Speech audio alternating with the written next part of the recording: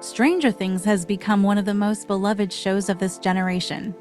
The Netflix series appeals to both kids and parents thanks, in part, to its kid-centric cast and 1980s throwback setting. The fifth and final season of Stranger Things looms, but fans might not be ready to say goodbye to their favorite characters just yet, setting up a bittersweet end to a sci-fi horror series that has captivated the nation. The stories are inspired by real-life events and conspiracy theories. The Duffer Brothers, who created Stranger Things, have said that the stories in Stranger Things gained inspiration from not only other works by famed directors like Steven Spielberg, John Carpenter, Stephen King, Wes Craven, and H.P. Lovecraft, but also real-life stories. The storyline about the lab and experimentation on 11 Millie Bobby Brown was inspired by experiments conducted during the Cold War. The concept of the government running experiments on children to test superhuman capabilities was also inspired by conspiracy theories about secret government programs in general,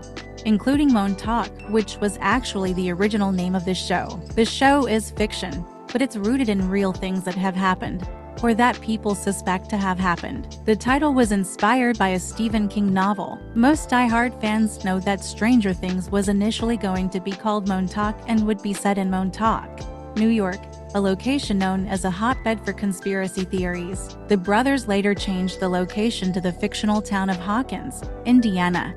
This meant changing the name of the show as well. The brothers reportedly had trouble agreeing on a final title, but landed on Stranger Things because of its similarity to a Stephen King book, Needful Things, which was made into a movie in 1993. Keen-eyed readers will notice that on some prints of the book, Needful Things is written in a similar font and style to that of Stranger Things. Eggo waffle sales increased because of the show. One of the most defining scenes with Eleven in the first season has her stealing boxes of waffles from a grocery store, desperate for her favorite food. Her love for the breakfast treats continued throughout the series, as she is later seen dining on waffles and ice cream for dessert with Hopper. Releases of Stranger Things seasons seem to coincide with a rise in Eggo waffle sales, showing that the product placement really has worked. According to CNN Business, when Season 2 came out in 2017, Eggo frozen waffle, pancake, and French toast sales grew 14%. In 2018,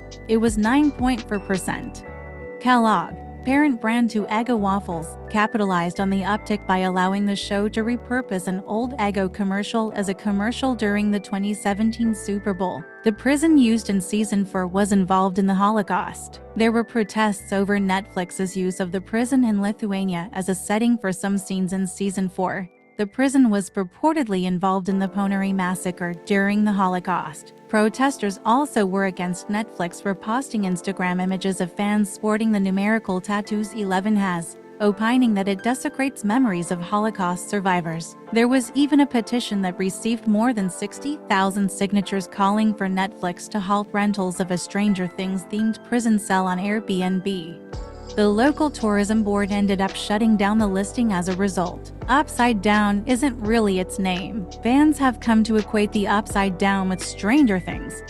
This is how the alternate universe is described countless times throughout the series, and what appears on merchandise, promotional materials, and more. But that isn't actually the name of the dark, terrifying place. It's really supposed to be called the Nether. Meanwhile, the monstrous figure initially introduced as the Mind Flayer also went through a name change. As the series progressed, it was described more often as the Shadow Monster. But these two creatures are effectively one and the same. There really was 1,200 pounds of Epsom salts in the pool. Stranger Things is known for its fabulous visual effects, but there's one particular scene that didn't actually use any. In Season 1, Episode 7, called Chapter 7, The Bathtub, the kids place 11 in a kiddie pool filled with 1,200 pounds of Epsom salts. It's a makeshift sensory deprivation tank to help her emulate the sensation she experienced while in the lab and tap into her unconscious. This really did happen well, the part about the salts at least. The Duffer Brothers told Entertainment Weekly that they followed fictional science teacher Mr. Clark's Randy Haven instructions for real. This means actor Brown really did float in this heavily salted water for the scene, and a whole lot of Epsom salt had to be acquired to create it.